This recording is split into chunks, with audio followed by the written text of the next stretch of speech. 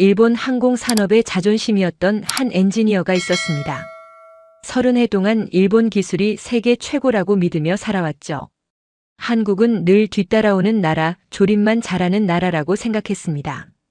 그런 그가 NHK 다큐멘터리 촬영을 위해 한국 땅을 밟았습니다. 그런데 인천공항에 도착한 순간부터 모든 것이 달랐습니다.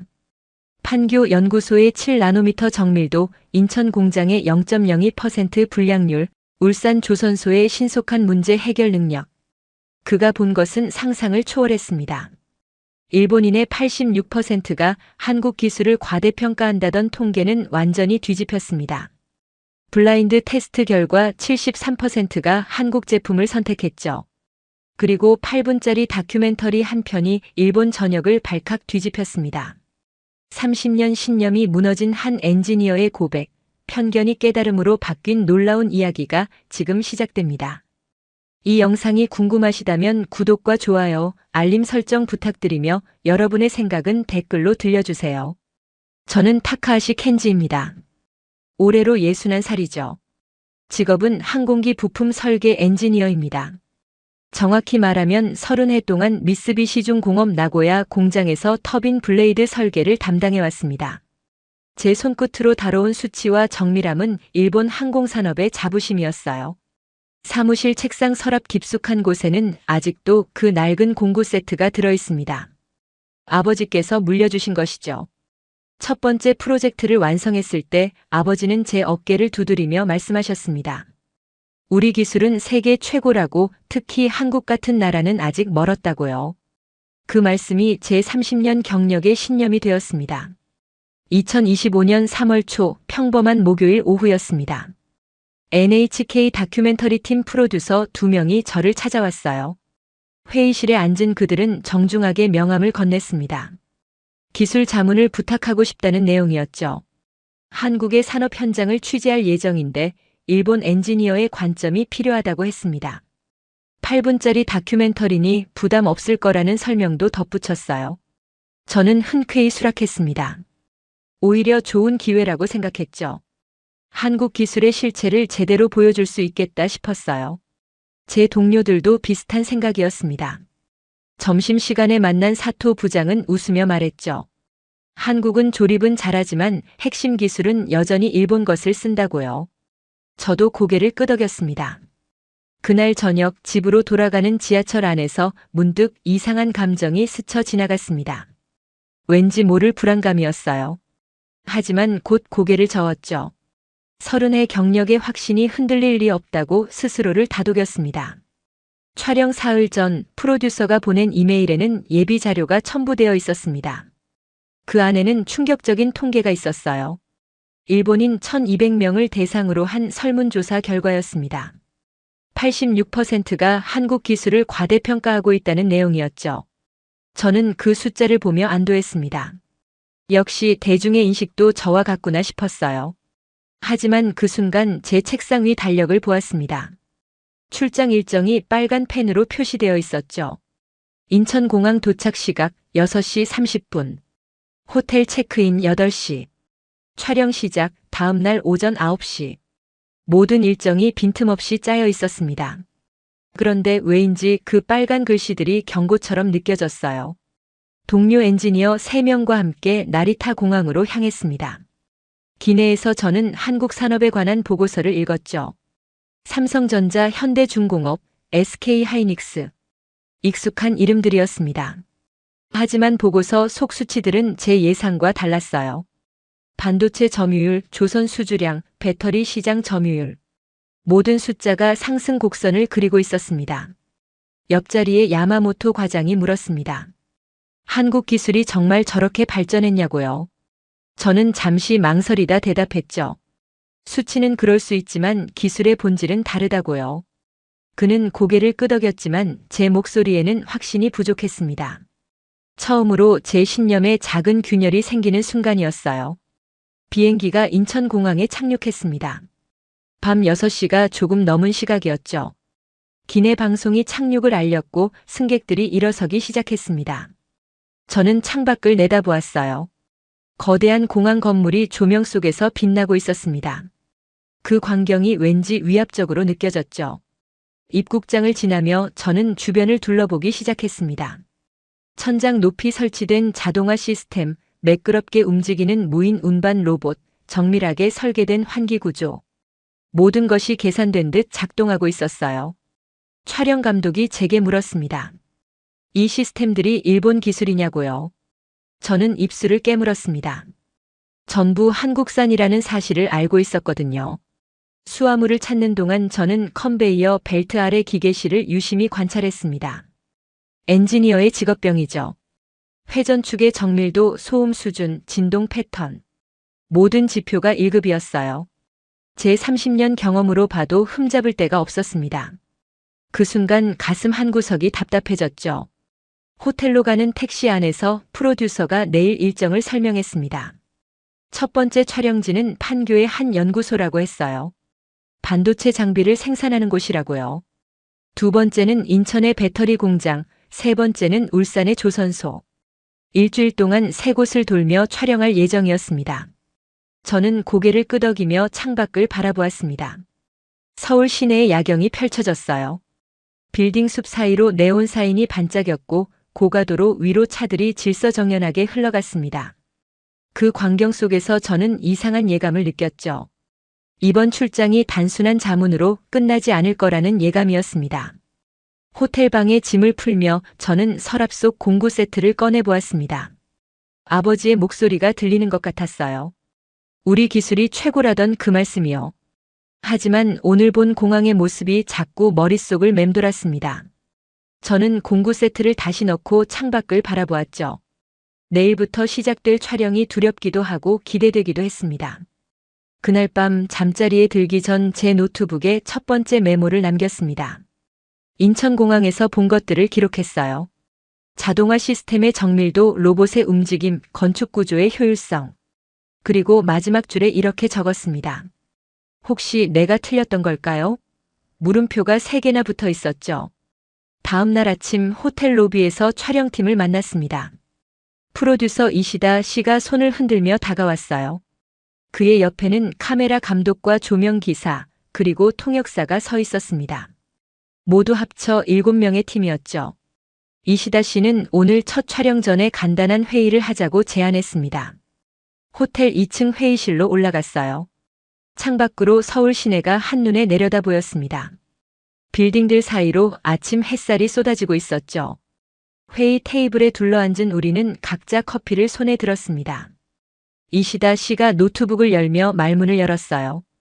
우리 방송국에서 지난달 실시한 설문조사 결과가 있다고 했습니다.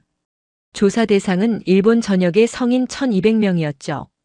질문 내용은 단순했어요. 한국의 기술력을 어떻게 평가하느냐는 것이었습니다. 이시다 씨가 화면을 넘기자 커다란 원 그래프가 나타났습니다. 86%라는 숫자가 눈에 들어왔어요. 응답자의 86%가 한국 기술을 실제보다 높게 평가하고 있다는 결과였습니다. 나머지 14%는 적정하게 평가하거나 낮게 평가한다고 답했죠. 이시다 씨는 이 숫자가 이번 다큐멘터리의 출발점이라고 설명했습니다. 저는 고개를 끄덕였습니다. 당연한 결과라고 생각했어요. 대중은 언론 보도에 쉽게 현혹되니까요. 한국 기업들의 화려한 광고와 마케팅이 실제 기술력을 부풀렸다고 믿었습니다. 제 옆에 앉은 야마모토 과장도 비슷한 표정을 지었죠. 우리는 서로를 보며 조용히 미소 지었습니다. 하지만 이시다 씨의 다음 말이 조금 이상했어요. 그는 이 다큐멘터리를 통해 진실을 밝히고 싶다고 했습니다. 한국 기술의 실체를 있는 그대로 보여주겠다고요. 그 말투에서 묘한 긴장감이 느껴졌습니다. 마치 자기 자신도 확신이 없다는 듯한 어조였어요. 회의는 1시간 정도 진행됐습니다. 촬영 일정을 다시 확인하고 각자 역할을 점검했죠. 제 역할은 명확했습니다. 현장에서 본 기술을 분석하고 일본의 기술과 비교 평가하는 것이었어요. 객관적인 엔지니어의 시각으로 판단해달라는 주문이었습니다. 회의를 마치고 나오며 통역사 김 씨가 제게 다가왔습니다.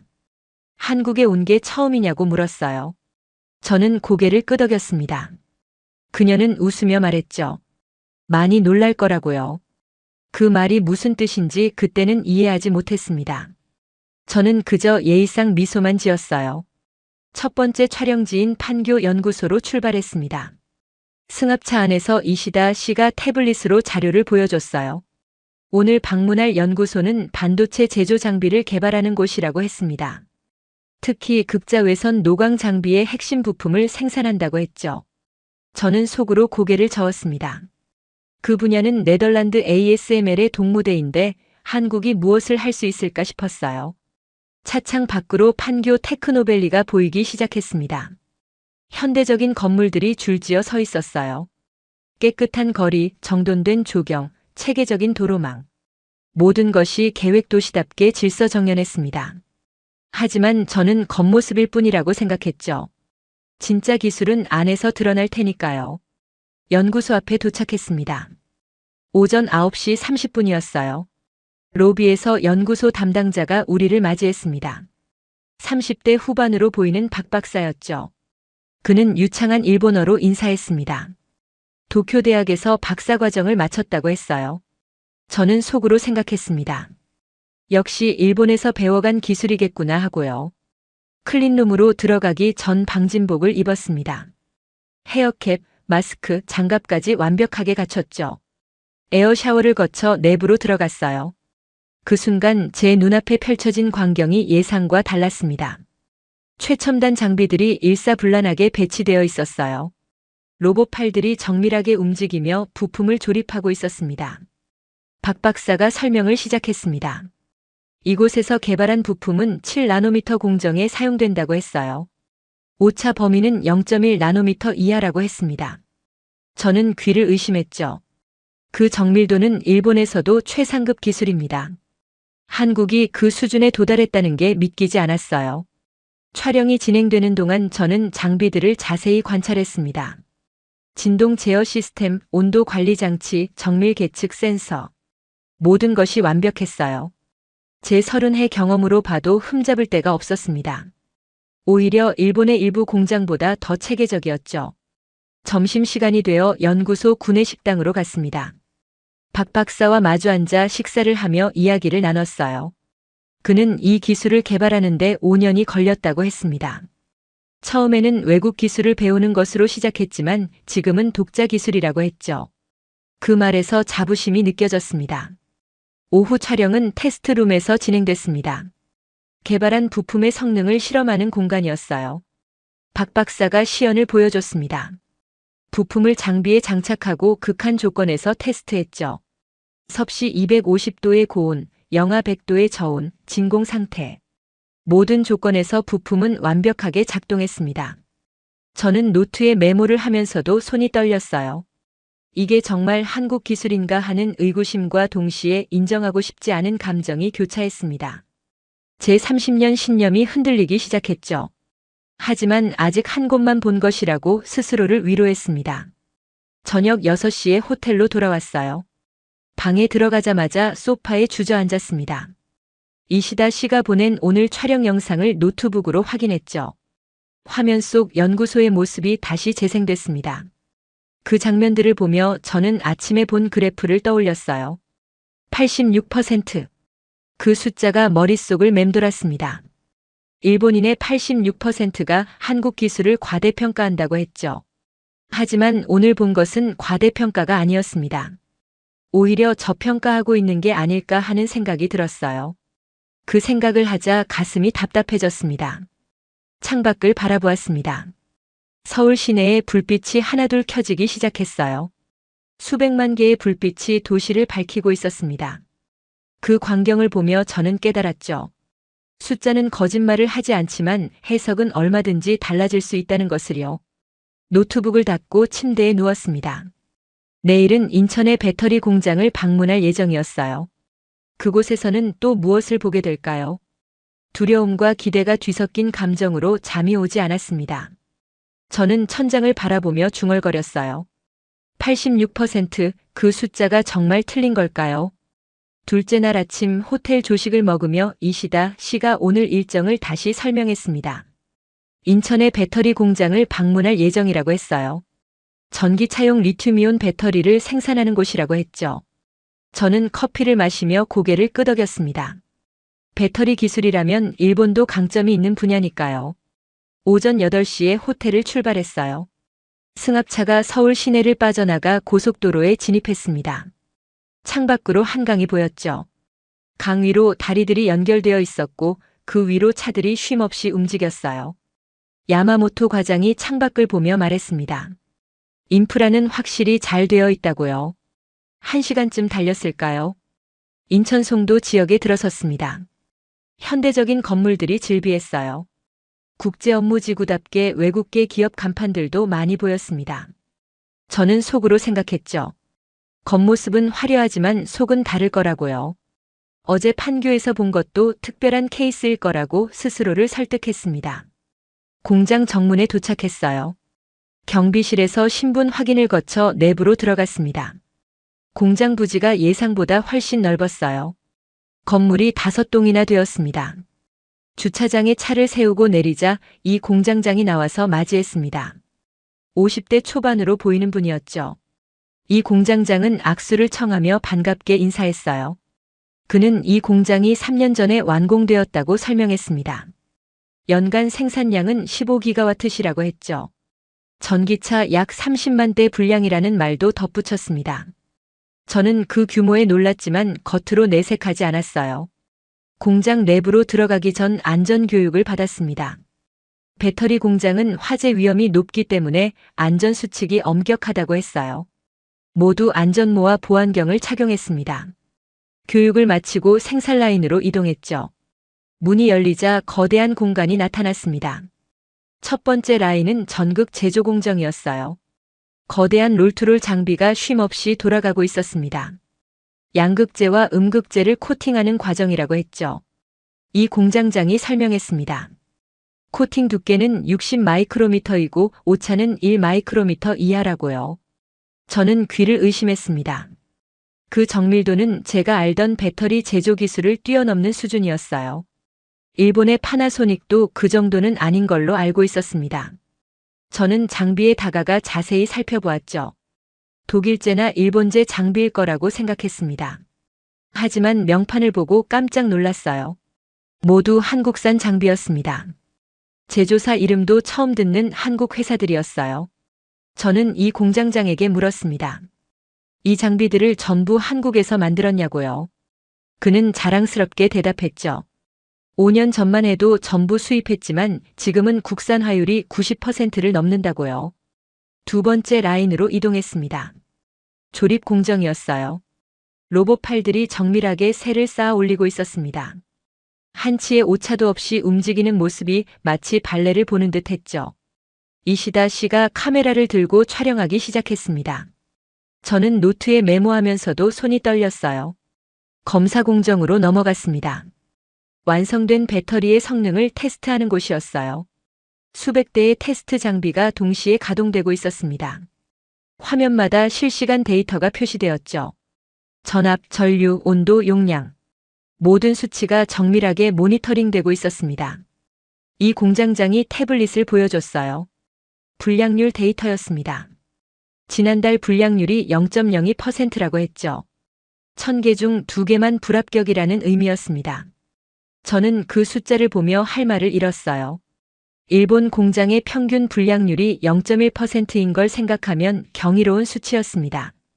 점심시간이 되어 구내 식당으로 갔습니다. 식사를 하며 이 공장장과 대화를 나눴어요. 그는 처음 이 공장을 설립할 때 고생이 많았다고 털어놓았습니다.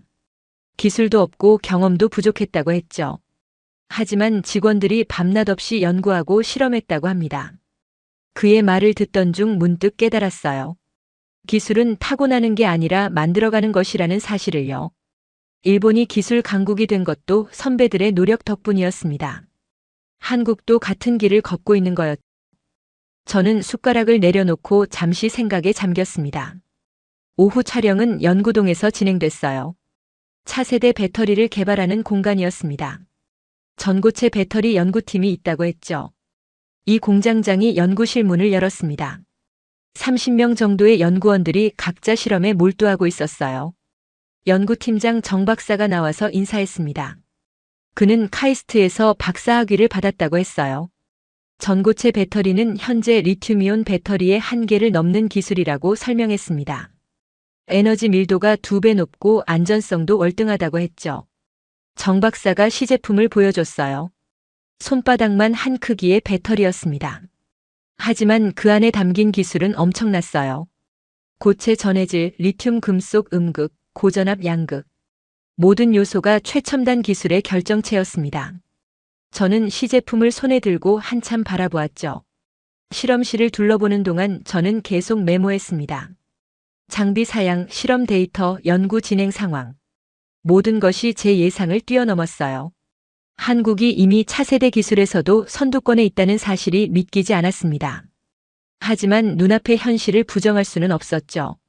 저녁 5시에 촬영이 끝났어요. 공장을 나서며 이 공장장이 악수를 청했습니다. 그는 일본 엔지니어의 시각으로 솔직한 평가를 해달라고 부탁했어요. 저는 잠시 망설이다 대답했습니다. 훌륭한 기술이라고 일본도 배울 점이 많다고요. 차 안에서 이시다 씨가 물었습니다. 오늘 촬영은 어땠냐고요? 저는 창밖을 보며 대답했죠. 예상과 달랐다고 많이 놀랐다고요. 그는 고개를 끄덕이며 말했습니다. 내일은 더 놀랄 거라고요. 저는 그 말이 무슨 뜻인지 궁금했지만 묻지 않았습니다. 호텔로 돌아와 샤워를 하고 침대에 누웠어요. 오늘 하루가 주마등처럼 스쳐 지나갔습니다. 첫 번째 라인의 정밀한 코팅, 두 번째 라인의 완벽한 조립, 검사 공정의 놀라운 불량률. 모든 장면이 제 신념에 균열을 냈죠. 노트북을 열어 오늘 메모를 정리했습니다. 마지막 줄에 이렇게 적었어요. 첫 번째 오차는 제 판단에 있었다고요.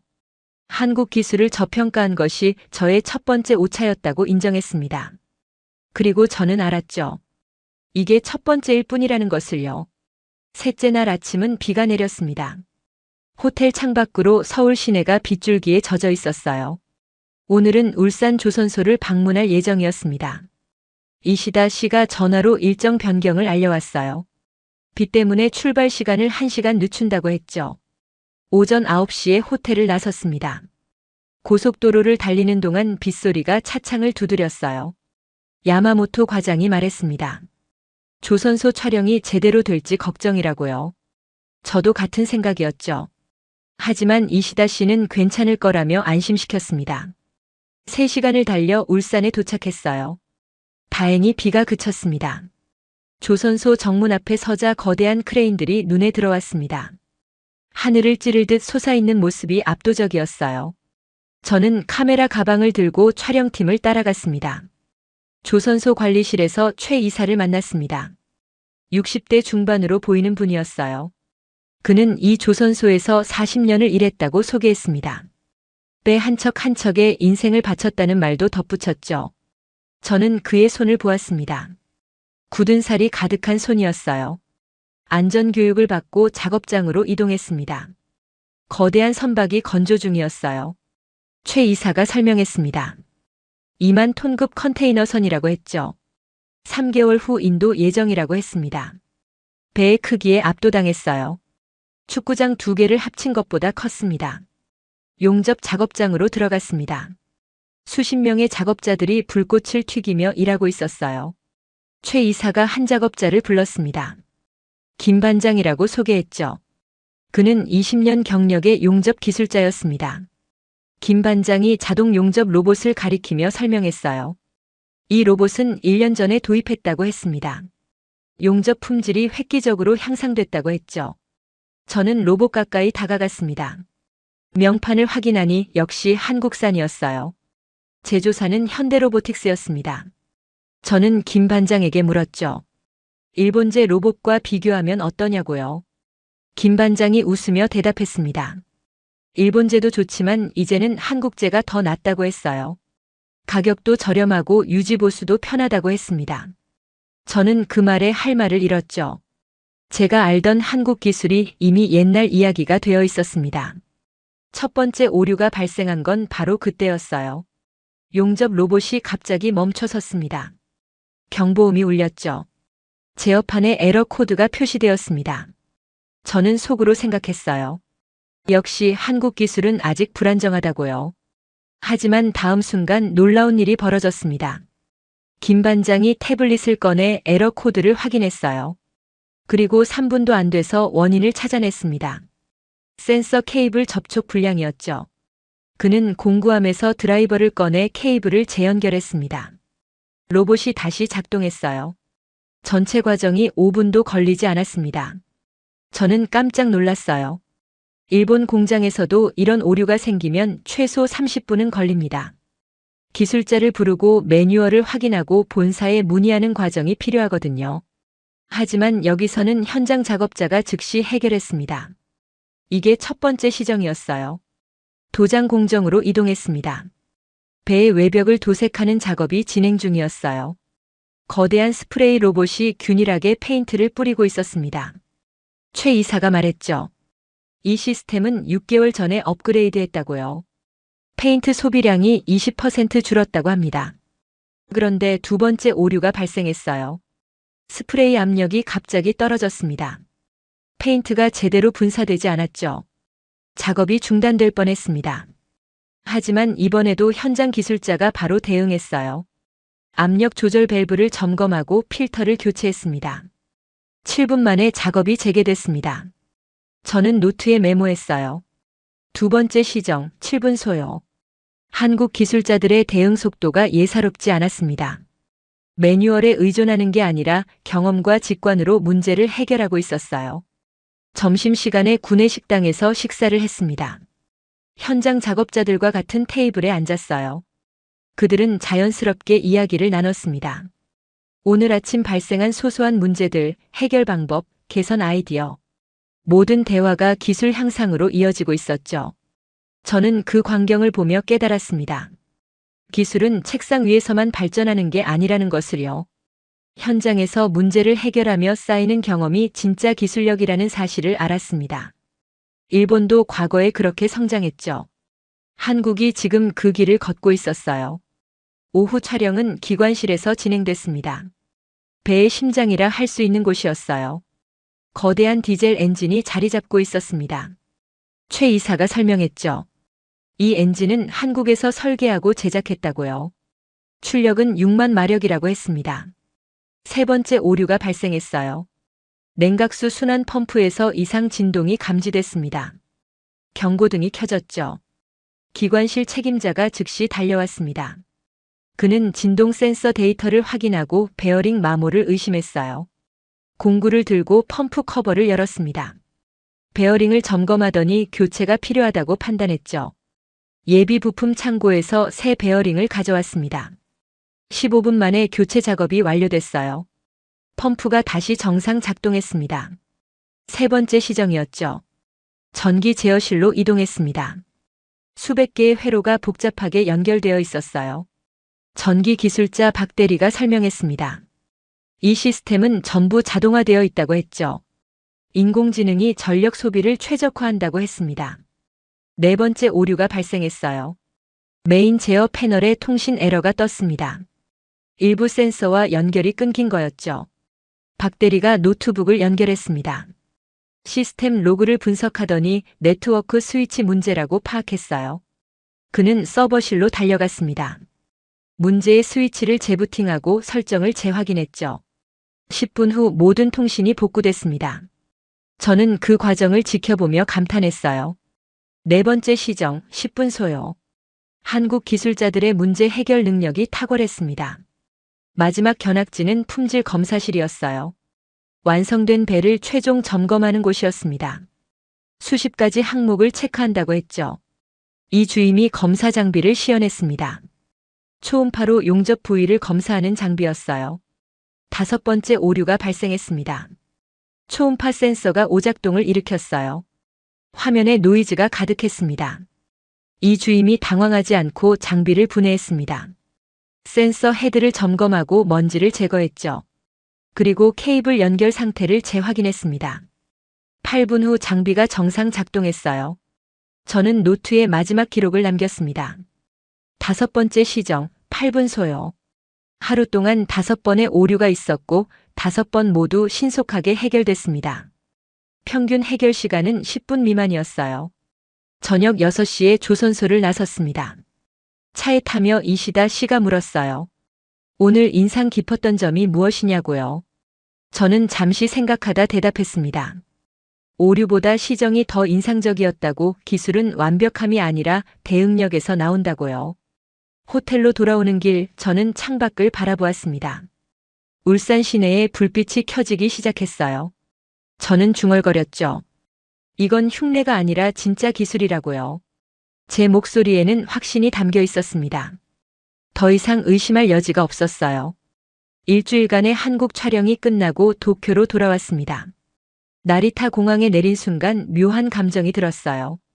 익숙한 풍경인데 낯설게 느껴졌습니다. 일주일 전에 제가 아니었기 때문이죠.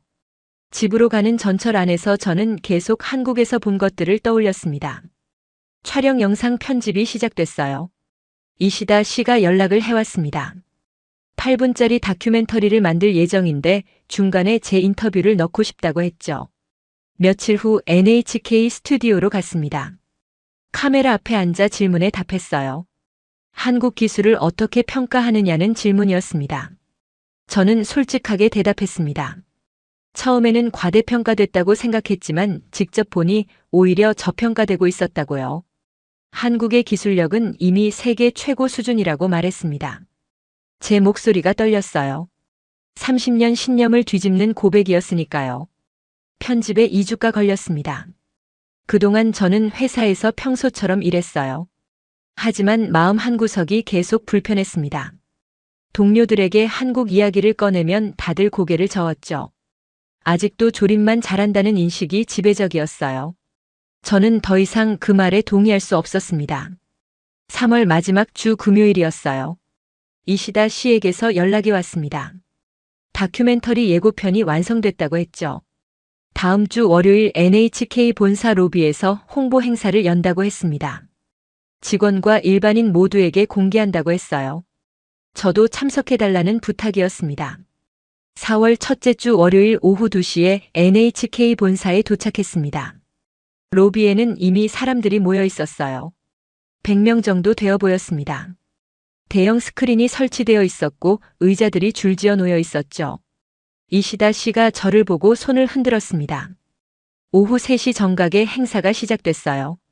이시다 씨가 무대에 올라 간단히 소개했습니다.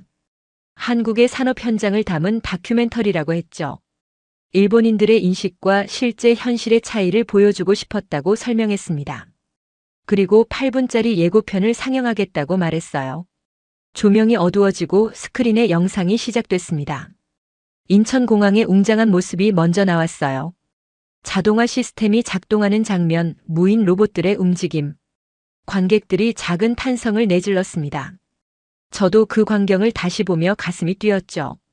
판교 연구소 장면이 이어졌습니다. 클린룸에서 반도체 부품을 제조하는 과정이 나왔어요. 7나노미터 공정, 0.1나노미터 오차. 자막으로 수치가 표시됐습니다. 제 옆자리 관객이 중얼거렸어요. 이게 정말 한국 기술이냐고요. 인천 배터리 공장 장면이 이어졌죠. 거대한 생산 라인, 정밀한 로봇팔 0.02%의 불량률. 화면마다 놀라운 수치들이 등장했습니다. 관객들의 웅성거림이 커졌어요. 누군가 말했습니다. 일본 공장과 뭐가 다르냐고요. 울산 조선소의 웅장한 모습이 나왔습니다. 거대한 크레인, 건조 중인 배, 현장 기술자들의 모습. 그리고 제가 인터뷰하는 장면이 나왔어요. 한국 기술이 세계 최고 수준이라고 말하는 제 모습이었습니다. 로비가 조용해졌죠. 8분이 순식간에 지나갔습니다. 영상이 끝나고 조명이 켜졌어요. 잠시 침묵이 흘렀습니다. 그리고 박수가 터져 나왔죠. 처음에는 몇몇이었지만 곧 전체로 퍼졌습니다. 저도 박수를 쳤어요. 제 손바닥이 아프도록 쳤습니다. 행사가 끝난 후 사람들이 이시다 씨에게 몰려들었습니다. 질문이 쏟아졌어요. 언제 본방송을 하느냐, 더 자세한 내용은 없느냐, 한국 여행 정보는 어떻게 얻느냐. 이시다 씨는 하나하나 답하느라 바빴습니다. 저에게도 사람들이 다가왔어요. 제 인터뷰를 본 사람들이었습니다. 정말 그렇게 생각하느냐고 물었죠. 저는 고개를 끄덕이며 대답했습니다. 직접 보지 않으면 믿기 힘들 거라고, 하지만 현실이라고요. 그들의 눈빛이 변했습니다. 로비 밖으로 나왔습니다. 그런데 밖에도 사람들이 줄을 서 있었어요. 예고편 소식을 듣고 온 사람들이었습니다. 직원들이 당황해하며 추가 상영을 준비했죠. 두 번째 상영이 시작됐습니다. 이번에는 200명이 넘게 모였어요. 오후 5시가 되자 상황이 걷잡을 수 없게 됐습니다. SNS를 통해 소식이 퍼진 거였어요. 사람들이 계속 몰려왔습니다. NHK 측에서 긴급회의를 열었죠. 로비를 하루 종일 개방하기로 결정했습니다. 저는 그 광경을 지켜보며 놀라움을 감추지 못했어요. 불과 몇 시간 전만 해도 100명 정도 예상했는데 상황이 완전히 달라졌습니다. 오후 6시에는 1000명을 넘어섰어요. 로비가 인파로 가득 찼습니다. 이시다 씨가 제게 다가와 말했습니다. 이런 반응은 예상 못했다고요. 사람들이 이렇게 관심을 가질 줄 몰랐다고 했습니다. 저는 그의 어깨를 두드렸어요. 진실은 항상 사람들의 마음을 움직인다고 말했습니다. 저녁 8시까지 상영이 계속됐습니다. 그때까지 집계된 관람객이 3000명을 넘었어요. 경비원들이 동원돼 질서를 유지했습니다. 사람들은 기다리면서도 불평하지 않았죠. 오히려 서로 이야기를 나누며 기대에 찼어요. 밤 10시에 마지막 상영이 끝났습니다. 최종 집계 결과가 나왔어요. 총 5200명이 관람했다고 했습니다. 이시다 씨는 믿을 수 없다는 표정을 지었죠. 8분짜리 예고편에 5000명이 넘는 사람들이 몰린 겁니다. 집으로 돌아가는 전철 안에서 저는 오늘 본 광경을 떠올렸어요. 사람들의 놀란 표정, 쏟아지는 질문, 변화하는 눈빛. 그 모든 것이 의미심장했습니다. 일본인들도 알고 싶어 한다는 것을, 진실을 받아들일 준비가 되어 있다는 것을요. 집에 도착해 노트북을 열었습니다. SNS에 오늘 행사 이야기가 가득했어요. 해시태그가 실시간 검색어에 올라 있었습니다. 사람들은 놀라움을 표현했죠. 한국이 이렇게 발전했다는 사실에 충격받았다고 했습니다. 댓글들을 읽으며 저는 깨달았습니다. 변화는 기술에서 시작되지 않는다는 것을요. 사람들의 시선이 바뀔 때 진짜 변화가 일어난다는 사실을 알았습니다. 오늘 5000명의 시선이 바뀌었어요. 그것이 시작이었죠. 침대에 누워 천장을 바라보았습니다. 일주일 전 한국에서 느꼈던 혼란이 이제는 확신으로 바뀌어 있었어요. 제 안의 편견이 무너지는 소리가 들렸습니다. 그리고 새로운 이해가 자리 잡기 시작했죠. 문득 이시다 씨의 말이 떠올랐습니다. 진실을 보여주고 싶다던 그의 말이요. 오늘 우리는 그 일을 해냈어요. 5000명에게 진실을 보여줬습니다. 그들은 이제 알게 될 거예요. 세상이 얼마나 빠르게 변하고 있는지를요. 예고편 상영 이틀 후 이시다 씨에게서 다시 연락이 왔습니다. 추가 촬영이 필요하다고 했어요. 이번에는 실험을 하나 해보고 싶다고 했습니다. 블라인드 테스트라고 했죠. 한국과 일본의 전자부품을 비교하는 실험이라고 설명했어요. 수요일 오후에 NHK 실험실로 갔습니다. 작은 방이었지만 각종 측정 장비들이 갖춰져 있었어요. 테이블 위에 부품들이 놓여 있었습니다. 외관상으로는 구별이 안 되게 포장되어 있었죠. 이시다 씨가 말했습니다.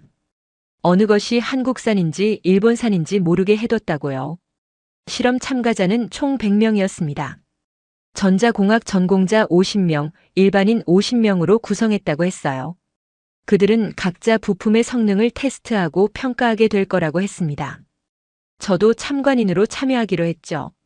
첫 번째 그룹이 들어왔어요. 전자공학 전공자 10명이었습니다. 이시다 씨가 설명을 시작했죠. 테이블 위에 어와 B로 표시된 부품이 있다고 했습니다. 둘 다 스마트폰용 반도체 칩이라고 했어요. 성능을 측정하고 선호하는 것을 선택하라고 지시했습니다. 참가자들이 측정을 시작했어요.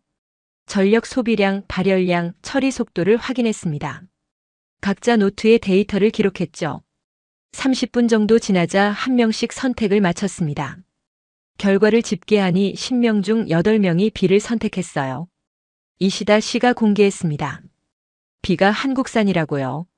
참가자들이 놀라는 표정을 지었습니다. 한 참가자가 말했죠. 일본산이 B인 줄 알았다고요. 성능이 더 뛰어나서 당연히 일본 제품이라고 생각했다고 했습니다. 두 번째 그룹이 들어왔습니다. 이번에도 전공자들이었어요. 같은 방식으로 실험을 진행했습니다. 결과는 비슷했어요. 10명 중 7명이 한국산을 선택했습니다. 저는 노트에 메모하며 손이 떨렸죠. 예상과 다른 결과였습니다. 세 번째 그룹부터는 일반인들이었어요. 그들은 전문 지식이 없었지만 사용 경험으로 판단했습니다. 직관적인 느낌, 디자인 선호도, 신뢰감 등을 기준으로 삼았죠. 흥미롭게도 결과는 전공자들과 크게 다르지 않았어요. 점심시간에 잠깐 휴식을 가졌습니다. 이시다 씨와 함께 구내식당에서 식사했어요. 그가 말했습니다. 지금까지 50명이 참여했고 70% 이상이 한국산을 선택했다고요. 저는 포크를 내려놓았습니다. 그 숫자가 믿기지 않았어요. 오후에 나머지 50명의 테스트가 계속됐습니다. 시간이 지날수록 패턴이 명확해졌어요. 전공자든 일반인이든 대부분 한국산을 선호했습니다. 성능이 좋거나 디자인이 마음에 들거나 신뢰가 간다는 이유였죠. 마지막 그룹의 테스트가 끝났습니다. 이시다 씨가 최종 집계를 시작했어요. 저는 옆에서 지켜보았습니다. 엑셀 파일에 데이터가 입력됐죠. 그래프가 그려지기 시작했습니다. 막대 그래프였어요. 결과가 나왔습니다. 100명 중 73명이 한국산을 선택했어요. 73%였습니다. 이시다 씨가 화면을 돌려 보여줬죠. 저는 그 숫자를 한참 바라보았습니다. 입술이 바짝 말랐어요. 전공자 그룹만 따로 보면 78%였습니다. 일반인 그룹은 68%였어요. 전문 지식이 있는 사람들이 오히려 한국 제품을 더 많이 선택한 겁니다. 그 사실이 충격적이었죠. 이시다 씨가 부품의 상세 스펙을 공개했습니다. 한국산은 삼성전자 제품이었어요. 일본산은 소니 제품이었습니다. 둘 다 세계적인 기업의 제품이었죠. 하지만 블라인드 테스트에서 한국산이 압도적으로 선택받았습니다. 참가자 몇 명과 인터뷰를 진행했어요. 한 전자공학 교수가 말했습니다. 솔직히 놀랐다고요. 일본 제품이 여전히 우위에 있다고 믿었는데 실제로는 달랐다고 했습니다. 인식과 현실의 괴리가 크다는 것을 깨달았다고 했죠. 또 다른 참가자는 디자인 측면을 언급했어요. 한국 제품이 더 세련됐다고 했습니다. 기술만 좋은 게 아니라 사용자 경험까지 고려한 설계라고 평가했죠. 일본 제품은 기술에만 집중한 느낌이라고 했습니다. 실험이 모두 끝나고 저는 혼자 결과 보고서를 읽었어요. 항목별 점수가 나와 있었습니다. 전력 효율, 처리 속도, 발열 관리, 내구성, 가격 대비 성능. 모든 항목에서 한국산이 앞섰거나 동등했어요. 제 손이 떨렸습니다. 문득 첫날 회의실에서 봤던 그래프가 떠올랐습니다. 86%라는 숫자요. 일본인의 86%가 한국 기술을 과대평가한다던 그 통계 말이죠. 하지만 지금 눈앞의 숫자는 정반대였어요. 73%가 한국 제품을 선택했습니다. 저는 이시다 씨에게 물었습니다. 이 실험이 공정했는지 확인하고 싶다고요. 그는 고개를 끄덕이며 설명했습니다. 제3자 기관에서 부품을 준비했다고 했어요. 실험 설계도 대학 연구팀과 협력했다고 했습니다. 모든 과정이 투명했다고 강조했죠. 저녁 6시에 실험실을 나섰습니다. 복도를 걸으며 저는 중얼거렸어요. 수치가 눈앞에서 뒤집혔다고요. 86%에서 73%로 과대평가에서 실제 선호로. 완전히 다른 이야기였습니다. 지하철역으로 걸어가는 길, 저는 많은 생각을 했습니다. 제 30해 경력이 무색해지는 순간이었어요. 제가 믿었던 일본 기술의 우위가 더 이상 절대적이지 않았습니다. 한국이 따라온 게 아니라 이미 앞서가고 있었던 거죠. 전철을 기다리며 스마트폰을 꺼냈습니다. 뉴스를 검색했어요. 한국 반도체 기업들의 기사가 가득했습니다. 시장 점유율 상승, 신기술 개발, 대규모 투자. 모든 뉴스가 성장을 말하고 있었죠. 전철 안에서 옆자리 사람이 스마트폰을 보고 있었어요. 삼성 제품이었습니다. 문득 깨달았죠. 일본인들도 이미 한국 제품을 쓰고 있다는 것을요. 다만 그 사실을 의식하지 못할 뿐이었습니다. 집에 도착해 소파에 앉았습니다. 오늘 본 73%라는 숫자가 머릿속을 떠나지 않았어요. 그 숫자는 단순한 통계가 아니었습니다. 현실을 증명하는 증거였죠.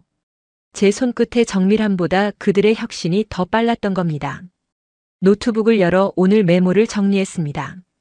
마지막 줄에 이렇게 적었어요. 처음으로 이길 수 없다는 패배감이 아니라 이해하고 싶다는 감정을 느꼈다고요. 그 문장을 쓰는 동안 눈물이 날 뻔했습니다. 침대에 누워 천장을 바라보았습니다. 제 30년이 틀렸던 걸까요? 아니었어요. 제 경험과 기술은 여전히 소중했습니다. 다만 세상이 변했고 저도 변해야 한다는 것을 깨달았죠. 그것이 오늘의 교훈이었습니다. 블라인드 테스트 닷새 후 이시다 씨에게서 마지막 촬영 요청이 왔습니다. 편집실로 와달라고 했어요. 다큐멘터리가 거의 완성됐는데 마무리 인터뷰를 추가하고 싶다고 했습니다. 금요일 오후 3시에 NHK 편집실로 향했죠. 편집실은 5층에 있었습니다. 복도를 걸어가며 여러 편집실을 지나쳤어요. 각 방마다 편집자들이 모니터 앞에 앉아 작업하고 있었습니다. 이시다 씨의 편집실은 맨 끝이었어요. 문을 열고 들어가자 어두운 공간이 나타났습니다. 모니터 불빛만이 방을 밝히고 있었어요. 이시다 씨가 의자를 돌리며 인사했습니다. 편집 기사 2명도 함께 있었죠. 테이블 위에는 커피잔들과 메모지가 어지럽게 놓여 있었습니다. 밤을 샌 흔적이었어요. 이시다 씨가 모니터를 가리켰습니다. 거의 완성된 다큐멘터리를 먼저 보라고 했어요. 의자에 앉아 화면을 응시했습니다. 재생 버튼을 누르자 익숙한 장면들이 펼쳐졌죠. 인천공항, 판교연구소, 인천배터리공장, 울산조선소. 8분이 순식간에 지나갔습니다. 영상은 예고편보다 훨씬 깊이 있었어요. 기술적 세부 사항, 현장 작업자들의 인터뷰, 통계 자료까지 모두 담겨 있었습니다. 마지막에 제 인터뷰가 나왔죠. 한국 기술을 인정하는 제 모습이었습니다. 영상이 끝나고 조명을 켰습니다. 저는 한동안 말을 잇지 못했어요.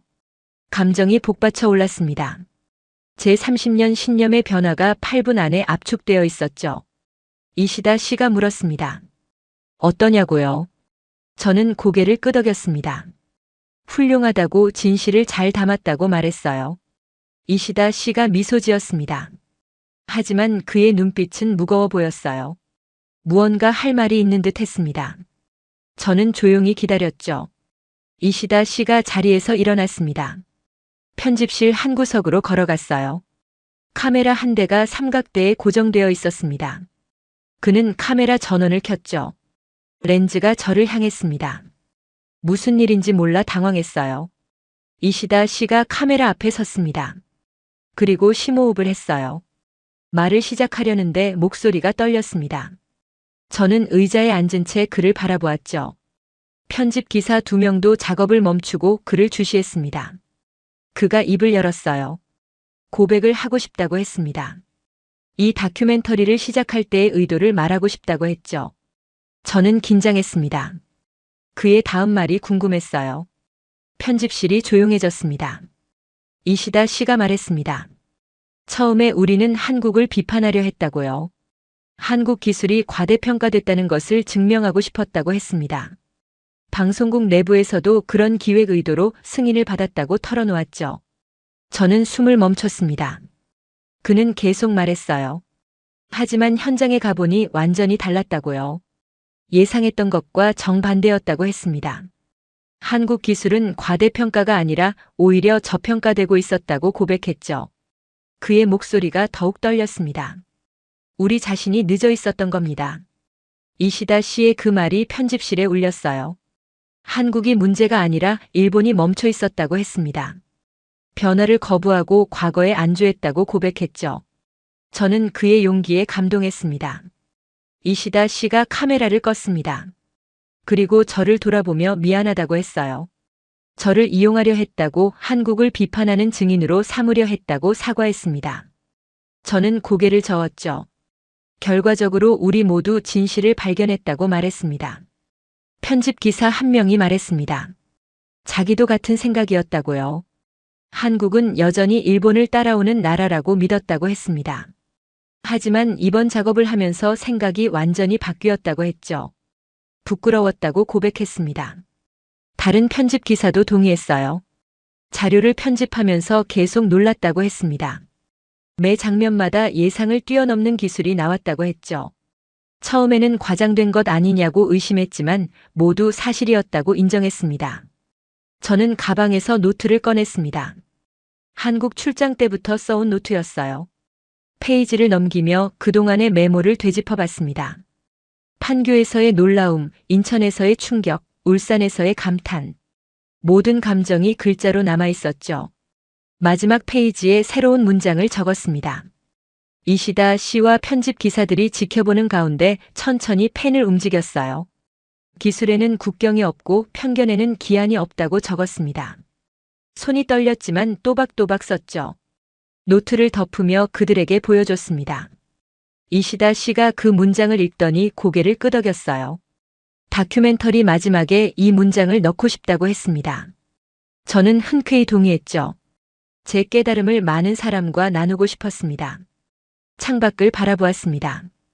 해가 지고 있었어요. 저녁 6시가 넘은 시각이었습니다. 오늘 하루도 저물어가고 있었죠. 하지만 제 마음속에는 새로운 해가 떠오르고 있었습니다.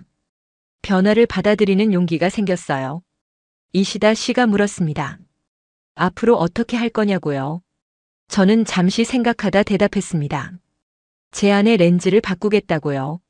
세상을 보는 시각을 새롭게 하겠다고 했습니다. 그가 미소 지었어요. 편집실을 나서며 복도를 걸었습니다. 다른 편집실에서는 여전히 작업이 진행 중이었어요. 사람들이 각자의 이야기를 만들고 있었습니다. 저도 오늘 제 이야기를 만들었죠. 변화를 인정하는 이야기였습니다. 엘리베이터를 기다리며 휴대폰을 확인했어요. 회사에서 메시지가 와 있었습니다. 다음 주 프로젝트 회의 일정이었죠. 저는 답장을 보냈습니다. 회의 전에 나누고 싶은 이야기가 있다고 적었어요. 1층 로비로 내려왔습니다. 밖으로 나가자 선선한 저녁 바람이 불었어요.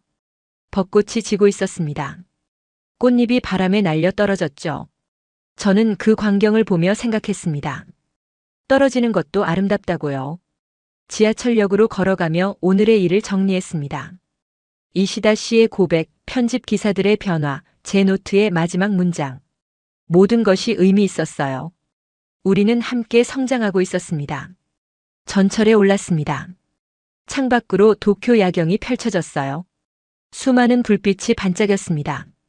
그 빛들 하나하나가 누군가의 삶이고 이야기였죠. 저도 이제 새로운 이야기를 써나갈 겁니다. 집에 도착해 현관문을 열었습니다. 조용한 집 안으로 들어가 불을 켰어요. 거실 소파에 앉아 노트를 다시 펼쳤습니다. 오늘 쓴 문장을 다시 읽었죠. 기술에는 국경이 없고 편견에는 기한이 없다. 그 문장을 읽으며 결심했습니다. 내일부터 달라지겠다고요. 제 렌즈를 바꾸겠다고 다짐했습니다. 세상은 계속 변하고 있었어요. 저도 함께 변해야 했습니다. 그것이 오늘 배운 가장 큰 교훈이었죠. 노트를 덮고 창밖을 바라보았습니다. 별이 하나둘 떠오르고 있었어요. 그 별들처럼 저도 새롭게 빛나고 싶었습니다. 8분의 고백이 제 인생을 바꿔놓았어요. 이제 시작이었습니다. 다큐멘터리 방송일이 다가왔습니다. 4월 넷째 주 토요일 밤 9시였어요. NHK 스페셜 시간대였습니다. 저는 집 거실에서 텔레비전 앞에 앉았죠. 리모컨을 쥔 손이 떨렸습니다. 곧 제 인생이 바뀐 이야기가 전국에 방송될 예정이었어요. 시계가 9시를 가리켰습니다. 화면에 오프닝이 나타났어요. 한국의 풍경이 펼쳐졌습니다. 인천공항, 서울 시내, 판교 테크노밸리. 익숙한 장면들이었죠. 제 심장이 빠르게 뛰었습니다. 나레이션이 시작됐습니다. 일본인의 86%가 한국 기술을 과대평가하고 있다는 통계로 시작했어요. 그 숫자가 화면에 크게 표시됐습니다. 저는 그 장면을 보며 2달 전을 떠올렸죠. 그때 저도 그 86%에 속해 있었습니다. 휴대폰이 울렸어요. 야마모토 과장이었습니다. 지금 보고 있냐고 물었죠. 저는 짧게 대답했습니다. 보고 있다고요. 그도 같이 보고 있다고 했습니다. 전화를 끊고 다시 화면에 집중했어요. 판교 연구소 장면이 나왔습니다. 정밀한 반도체 장비 7나노미터 공정, 0.1나노미터 오차. 모든 장면이 생생했어요. 제가 직접 본 것들이었습니다. 화면 속 저는 놀란 표정으로 장비를 살펴보고 있었죠. 인천 배터리 공장이 이어졌습니다. 거대한 생산 라인, 로봇들의 정밀한 움직임, 0.02%의 불량률. 통계 자막이 화면을 채웠어요.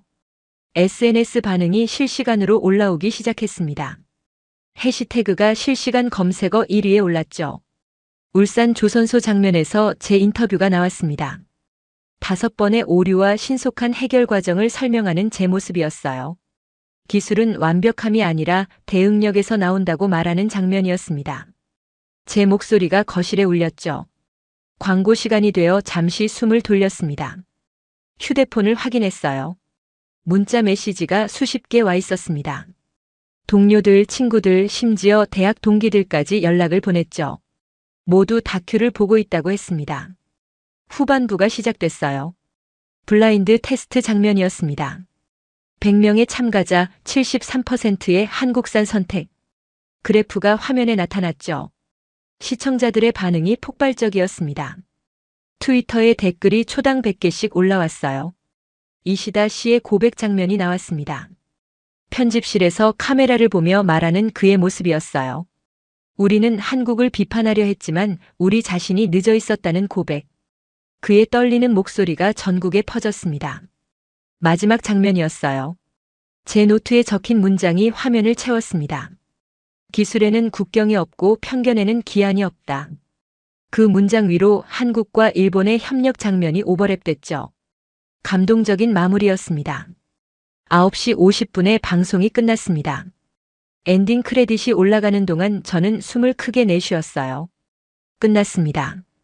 8분의 여정이 마무리됐죠. 하지만 이것이 끝이 아니라 시작이라는 것을 알았습니다.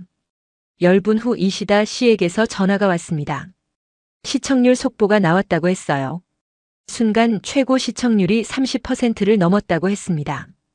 평균 시청률도 25%였다고 했죠. 대성공이었어요. 다음 날 일요일 신문 일면에 다큐 관련 기사가 실렸습니다. 사회면 전체가 한국 기술에 대한 재평가로 채워졌어요. 전문가들의 분석, 시청자들의 반응, 향후 전망까지 다뤘습니다. 저도 인터뷰 요청을 수십 건 받았죠. 월요일 출근길 지하철 안 사람들이 한국 이야기를 나누고 있었습니다. 어떤 사람은 한국 여행을 계획한다고 했어요. 다른 사람은 한국 제품을 사보고 싶다고 했습니다. 공기가 변하고 있었어요. 사람들의 인식이 바뀌고 있었습니다. 회사에 도착하자 동료들이 몰려왔습니다. 다큐를 봤다며 질문을 쏟아냈어요. 정말 그렇게 대단하냐고, 일본은 어떻게 해야 하냐고 물었습니다. 저는 차분하게 제가 본 것을 설명했죠.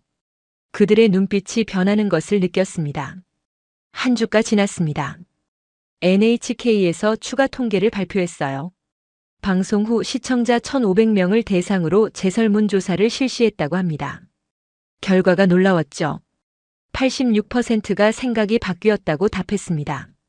그 숫자를 보는 순간 소름이 돋았어요. 처음에 86%가 한국을 과대평가한다고 했죠. 이제 86%가 한국 기술을 제대로 이해하게 됐다고 답했습니다. 완벽한 반전이었어요. 무지의 비율이 깨달음의 비율로 바뀐 겁니다. 2주가 지나자 더 놀라운 일이 벌어졌습니다. 한국행 항공권 예매가 급증했다는 뉴스가 나왔어요. 특히 산업시찰 목적의 단체 예약이 폭증했다고 합니다. 일본 기업들이 앞다투어 한국 방문을 계획하고 있었죠. 한 달 후 공항 통계가 발표됐습니다. 나리타와 하네다 공항에서 한국행 편이 매일 만석이라고 했어요. 항공사들이 임시편을 투입했지만 그것도 모자랐습니다. 사람들이 직접 보고 싶어 했어요. 다큐에서 본 것을 자기 눈으로 확인하고 싶어 했습니다. 2달 후 저도 다시 한국에 갔습니다. 이번에는 회사 시찰단과 함께였어요. 15명의 엔지니어들이 동행했습니다. 인천공항에 도착했죠. 2달 전과 똑같은 풍경이었지만 제 마음은 달랐습니다. 공항 전광판 앞에 섰습니다. 출발과 도착 정보가 빠르게 바뀌고 있었어요. 수많은 일본인이 한국으로 향하고 있었습니다. 그 광경을 보며 저는 중얼거렸죠. 기술은 기계가 아니라 진심이 만든다고요. 시차를 마치고 돌아오는 비행기 안에서 생각했습니다.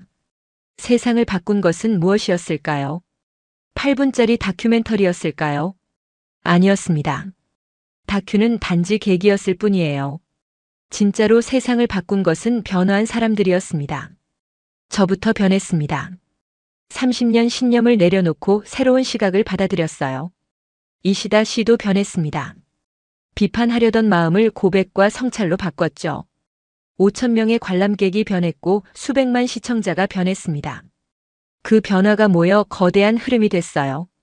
편견이 무너지고 이해가 자리 잡았습니다. 경쟁이 협력으로 바뀌었죠. 세상을 바꾼 것은 8분의 영상이 아니었습니다. 그 영상을 통해 변화한 우리 자신이었어요. 집에 돌아와 노트 마지막 페이지를 펼쳤습니다. 새로운 문장을 적었어요. 변화는 기술에서 시작되지 않는다. 변화한 사람에서 시작된다. 그리고 노트를 덮었습니다. 제 여정이 끝났죠. 창밖을 바라보았습니다. 별이 총총히 떠 있었어요. 그 별빛이 수백만 년 전 것이라는 사실을 알고 있습니다. 하지만 지금 제 눈에 닿고 있죠. 진실도 그렇습니다. 오래전부터 있었지만 이제야 보이기 시작했어요. 86%에서 86%로. 같은 숫자였지만 의미는 정반대였습니다. 무지에서 깨달음으로, 편견에서 이해로. 8분의 진실이 모든 것을 바꿔놓았어요. 그리고 저는 압니다. 이것이 새로운 시작이라는 것을요. 기술에는 국경이 없고 편견에는 기한이 없습니다. 하지만 진실은 결국 드러나게 마련이죠. 일본 엔지니어 타카하시 켄지의 30년 신념이 무너진 그 순간 세계가 한국을 다시 보기 시작했습니다. 8분의 다큐멘터리가 5천 명을 움직였고 시청률 30%가 수백만 명의 인식을 바꿨습니다. 86%가 생각을 바꿨다는 제 설문 결과는 놀랍지만 당연한 일이었어요. 진실을 마주한 사람들의 정직한 반응이었으니까요. 3달간 한국행 항공편이 매진됐습니다. 일본 기업들이 앞다투어 한국 기술을 배우러 왔죠. 더 이상 따라오는 나라가 아니었습니다. 이미 앞서가고 있었고 세계가 그 사실을 인정하기 시작했어요. 한국의 기술력은 하루아침에 만들어진 게 아닙니다. 밤낮 없이 연구한 엔지니어들, 현장에서 문제를 해결한 기술자들, 포기하지 않은 수많은 사람들의 땀과 열정이 만든 결과였습니다. 그 진심이 세계를 움직였습니다. 변화는 기술에서 시작되지 않습니다. 변화한 사람에서 시작되죠. 오늘 이 이야기가 여러분에게도 작은 변화의 시작이 되길 바랍니다. 구독과 좋아요로 응원해 주시고 알림 설정으로 다음 이야기도 함께 해주세요. 여러분의 소중한 댓글 기다리겠습니다. 기다리겠습니다. 기다리겠습니다. 기다리겠습니다. 기다리겠습니다. 기다리겠습니다. 기다리겠습니다.